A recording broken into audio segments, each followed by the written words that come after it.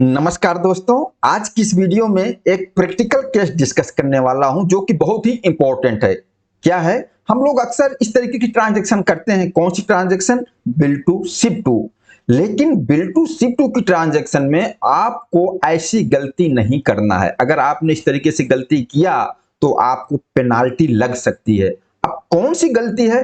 Normal तौर पर bill to ship to की ट्रांजैक्शन अक्सर लोग करते हैं, लेकिन इसमें गलती वाली कौन सी बात है? तो आइए पूरा प्रैक्टिकल मैटर हम एग्जाम्पल के साथ समझते हैं और पेनाल्टी किस तरीके से लगी है वह भी हम देखने वाले हैं। जैसे मान लीजिए यहां पर श्याम ट्रेडर्स से, मैं मान लेता हूं एग्जाम्पल के लिए, मैं श्याम ट्रेडर्स हूं दिल्ली का।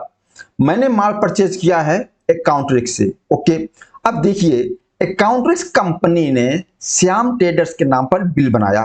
बिल कैसे बनाया? देखो, शिप टू में श्याम ट्रेडर्स का नाम है, लेकिन श्याम ट्रेडर्स दिल्ली की पार्टी है। बिल टू में श्याम ट्रेडर्स दिल्ली की एड्रेस, दिल्ली का जीएसटी नंबर, क्योंकि मेन पार्टी श्याम ट्रेडर्स है। बिल टू दिल्ली के जीएसटी नंबर पे है तो बिल टू दिल्ली का है।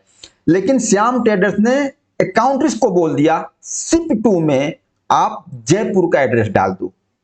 जयपुर का एड्रेस, जयपुर का पिन कोड। लेकिन श्याम ट्रेडर्स जो जयपुर शिफ्ट करवा रहे हैं वह श्याम ट्रेडर्स का कोई गोडाउन नहीं है। एक्चुअल में कोई और पार्टी है जिसको श्याम ट्रेडर्स ने माल बेचा है जयपुर में। अब यहां पर क्या किया? अब श्याम ट्रेडर्स ने अकाउंट्रिक्स को यह नहीं बताया कि शिप टू जहां पर होगा उसका नाम या उसका जीएसटी नंबर, बिल्कुल नहीं। सिर्फ ये बोल दिया कि आप शिप टू में जयपुर का एड्रेस दिखा दो, वहां का पिन कोड दिखा दो और माल जयपुर जाएगा। अब यहां देखिए इस तरीके से इनवॉइस बन गई। बिल टू दिल्ली हो गया श्याम ट्रेडर्स। ओके, लेकिन यहां शिप टू में अब अकाउंट्रिक्स क्या करेगा? अकाउंट्रिक्स जब नाम ही नहीं बताया शिप टू वाली पार्टी का, तो शिप टू में अकाउंट्रिक्स ने श्याम ट्रेडर्स का नाम डाल दिया, लेकिन एड्रेस में जयपुर का एड्रेस, जयपुर का पिन कोड डाल दिया और यहां शिप टू में जीएसटी नंबर भी श्याम ट्रेडर्स दिल्ली वाला डाल दिया। इस तरीके से बिल बना दिया। और जो इसका ईबे बिल बनेगा, ईबे बिल में शिप टू में जयपुर का एड्रेस और जयपुर का पिन कोड मेंशन होता है जहां पर माल जा रहा है। ओके, अब इस तरीके की ट्रांजैक्शन हो रही है और इस डॉक्यूमेंट्स पे माल जा रहा है। अगर कोई जीएसटी ऑफिसर इसको रोकता है तो क्या इस पर पेनाल्टी लग सकती है? आप लोग क्या कहते हो? क्योंकि अक्सर लोग ऐसा करते हैं, क्योंकि श्याम ट्रेडर्स अकाउंट्रिक्स को नहीं बताना चाह रहे हैं कि किस पार्टी को माल शिप टू करवा रहे हैं। सिर्फ उन्होंने बोल दिया कि ये एड्रेस है, यहां आप शिप टू डाल दो। अगर पार्टी का नाम बता देते, उसका जीएसटी नंबर बता देते, तो अकाउंट्रिक्स को पता चल जाता कि एक्चुअल में किस पार्टी को माल उन्होंने सेल किया है। तो यहां थोड़ा सा होशियारी लोग करते हैं और इस तरीके से करते हैं, सिर्फ शिप टू का एड्रेस बता देंगे। अब बताइए इस केस में पेनाल्टी लग सकती है क्या? यही सेम केस था, पेनाल्टी लगी है। और क्या, मैं आपको चीज दिखाने वाला हूं। हमारे ही सब्सक्राइबर हैं, उनका मेरी बात हुई उनके साथ, ये देखिए यही केस था। क्या बोल रहे हैं? उनका माल किसी अदर स्टेट से आ रहा था, बिलिंग उनके ही जीएसटी नंबर पे हुई थी, शिपिंग एड्रेस में पार्टी का एड्रेस डाल दिया, लेकिन नेम और जीएसटी नंबर उन्हीं का था, जैसे मैंने अभी एग्जांपल में दिखाया। अब जीएसटी ऑफिसर ने गाड़ी पकड़ लिया और जब्त कर लिया। अब पेनाल्टी भी लगा दी, 129 की भी पेनाल्टी लगी, 130 की भी पेनाल्टी लगी। पूरा सिर्फ जो चीज मैंने डिस्कस किया वही चीज था। अब इसमें उन्होंने बोल रहे हैं कि सर पिन कोड भी सही था, शिप टू वाले एड्रेस का पिन कोड भी सही था, पार्टी का उसका एड्रेस भी था, सब कुछ सही था। अब उनको 8 लाख भरना पड़ा। कितना? 8 लाख। अब ये बोल रहे हैं सर क्या इसका रिफंड मिलेगा? जो 130 या 129 में पेनाल्टी लग गई, 8 लाख। गलती क्या है? कुछ भी नहीं है, सिर्फ ये मैटर है, ये मैटर। अब यहां पर मान लीजिए अब ऑफिसर ने जो 8 लाख की पेनाल्टी भरवा दिया, इस पॉइंट पर आपको क्या लगता है सही किया? गलती कहां हुई है? देखो, बिल टू शिप टू हम कर सकते हैं, हमें इस चीज का पूरा जीएसटी भी बताया गया, आप बिल टू शिप टू करवाइए। अब जहां अकाउंट्रिक्स को माल जहां शिप टू के लिए बोला गया, श्याम ट्रेडर्स ने जहां बोला शिप टू कर देना, वहां डाल शिप टू एड्रेस डाल दिया जयपुर। लेकिन अब ऑफिसर यह सोचेगा कि जो जयपुर एड्रेस शिफ्ट हो रहा है तो क्या उस श्याम ट्रेडर्स का कोई अलग गोडाउन है जो जीएसटी में रजिस्टर्ड है, माल वहां शिफ्ट करवा रहा है। अगर श्याम ट्रेडर्स का ही गोडाउन होता, उसी का एड्रेस होता, वहां कोई एड्रेशनल गोडाउन ले रखा होता, फिर तो कोई दिक्कत नहीं थी। लेकिन श्याम ट्रेडर्स का वो गोडाउन कोई नहीं था, उसने वहां माल बेचा था। श्याम ट्रेडर्स की कोई पार्टी थी, वो सीधा अकाउंट के प्लेस से वहां भिजवा रहे थे। तो ऑफिसर ये देखेगा कि अब श्याम ट्रेडर्स भी तो उसके नाम बिल बनाएंगे जिसको माल बेचा है। लेकिन यहां पर क्या हुआ, श्याम ट्रेडर्स ने क्या गलती की, जो मैंने एग्जांपल ले रहा हूं। अब मैंने इनसे पूछा, जो हमारे सब्सक्राइबर की गाड़ी पकड़ी गई जिसपे 8 लाख की पेनाल्टी लगी, मैंने उससे पूछा ठीक है, कोई तो बड़ी गलती नहीं है, शिफ्ट टू में आपका नाम आ गया, आपका जीएसटी नंबर आ गया, लेकिन एड्रेस जो है जहां पर शिफ्ट हुआ उसका डाल दिया, ठीक है। लेकिन आपने जयपुर वाली पार्टी को जिसको माल बेचा था, क्या आपने उसके नाम का इनवॉइस बना दिया था?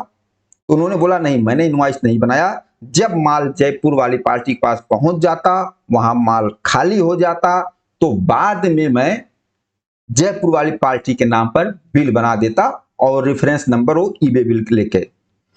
दोस्तों देखो, यहां पर एक टेक्निकल मिस्टेक हुई है। क्या?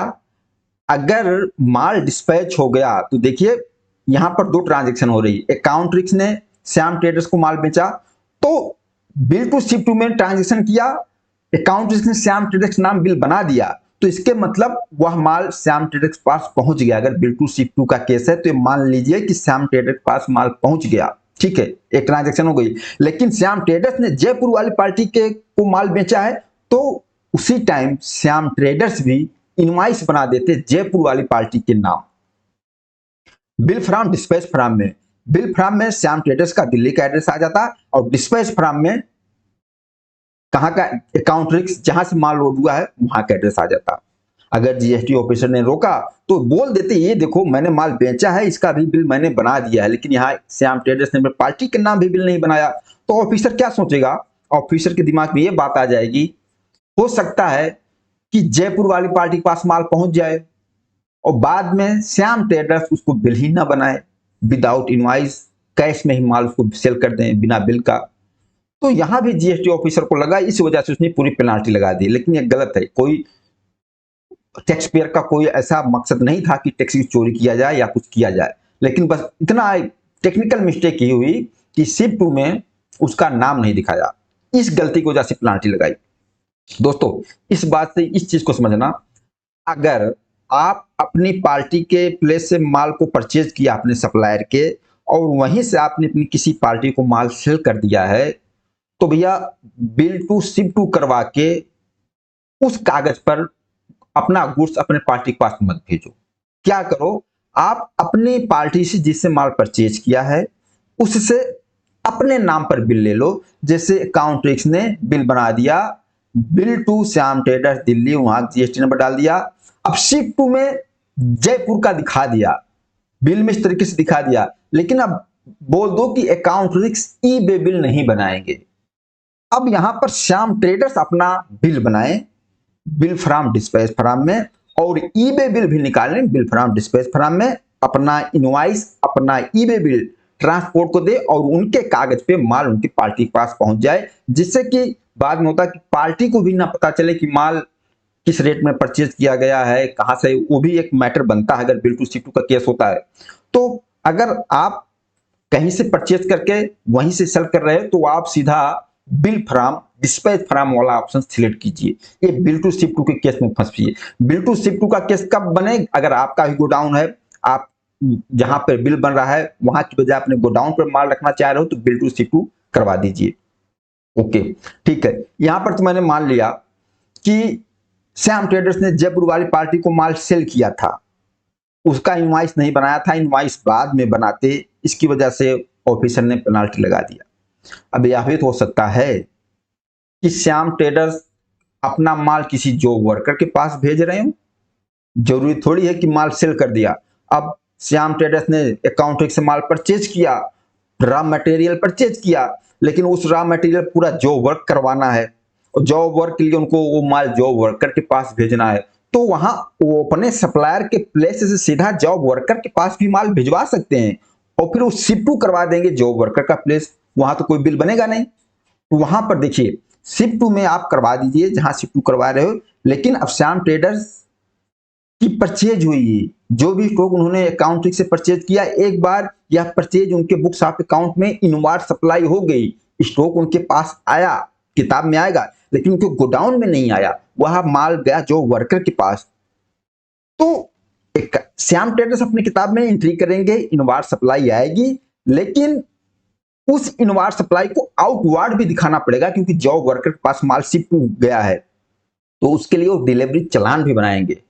डिलीवरी चालान भी, हाँ, तो क्यों तभी तो दिखाएंगे, इस डिलीवरी चालान के थ्रू माल गया अपने रिकॉर्ड के लिए, आउट स्टॉक तभी तो दिखाएंगे। हाँ, शिफ्ट की वजह से डायरेक्ट सप्लायर की जगह से माल पहुंच जा रहा है, लेकिन जो वर्कर के केस में उनको डिलीवरी चालान तो बनाना पड़ेगा, क्योंकि कल जो वर्क फिनिश होकर वापस भी आएगा तो कितना माल भेजा गया उसका रिकॉर्ड तो डिलीवरी चालान ही बताएगा, जो इसकी रिटर्न भी फाइल करनी होती है। तो दोस्तों बिल टू शिफ्ट टू के केस में इस चीज को आपको ध्यान में रखना है। मैंने आपको बता भी दिया किस तरीके से पेनाल्टी लगी है प्रैक्टिकल केस में, और प्रैक्टिकल केस में अक्सर ऐसा होता है, हमने जिससे माल खरीदा उसको बोल दिया शिफ्ट टू एड्रेस से डाल दो। अब शिफ्ट टू ना मैं उसका पार्टी का नाम बताऊंगा ना पार्टी का जीएसटी नंबर बताऊंगा, सिर्फ बोल दूंगा शिफ्ट टू का एड्रेस से कर दो। अब जिससे माल खरीदा हो तो फिर वहां नाम इसी तरीके से मेरा डाल देगा, जीएसटी नंबर मेरा डाल देगा, सिर्फ शिफ्ट टू में जो एड्रेस मैंने दिया शिफ्ट टू में एड्रेस डाल देगा। इस तरीके से अगर जीएसटी ऑफिसर ने पकड़ा तो इसे पेनाल्टी लगा देगी। और मेन गलती क्या है, मैंने बिल भी नहीं बनाया, मैंने जिसको सप्लाई किया उसके नाम बिल भी नहीं, मैंने सोचा जब उसके पास माल पहुंच जाएगा, माल खाली हो जाएगा, बाद में मैं बिल बना दूंगा, ये भी गलत है। बिल तो टाइम से बन जाना चाहिए। अगर ये बिल बन जाता तो ऑफिसर को हम प्रूफ कर देते, दिखा देते कि शिफ्ट टू से माल जा रहा है, लेकिन मैंने भी बिल बना दिया है, क्योंकि हमने प्रूफ ही नहीं कर पाए। दोस्तों एक प्रैक्टिकल केस था, और जो ये 8 लाख की पेनाल्टी लगी है इस पे अपील भी किया गया है, और मुझे उम्मीद है कि इस पे फैसला भी आ जाएगा और टैक्स पेयर के पक्ष में ही आएगा, क्योंकि यहाँ ऑफिसर ने गलत किया है। इस तरीके से पेनाल्टी यहाँ नहीं लगानी चाहिए थी, क्योंकि कोई मकसद नहीं था टैक्स चोरी का।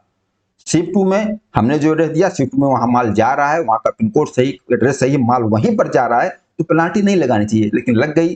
तो इससे हमें समझना चाहिए प्रैक्टिकल वे में अगर इस तरीके से हम काम कर रहे हैं तो इससे थोड़ा सा बचना चाहिए टेक्निकल वाइज, क्योंकि हमारे ऊपर ऑफिसर का काम है, उसने पेनाल्टी लगा दिया, आप क्या करोगे, एक बार तो आपको भरना ही पड़ेगा। अब बाद में कानूनी लड़ाई लड़ो, अपील में जाओ, कोर्ट में जाओ, वहां जाओ, पैसा तो आपका एक बार ब्लॉक हो गया। तो हमें बचना है, स्टार्टिंग से हमारे ऊपर कोई पेनाल्टी ना लगे, हमें कोई पेमेंट ना करना पड़े, बचना है। क्योंकि एक बार पेमेंट करके फिर अपील में जाओगे, आपका पैसा ब्लॉक, 1 साल लगे, 2 साल लगे, 3 साल लगे, आपका पैसा फंस गया। तो हमें छोटी छोटी चीजों को ध्यान में रखते हुए काम करना है। बाकी आप लोग बताना यह वीडियो आप लोगों को कैसा लगा। नमस्कार, धन्यवाद।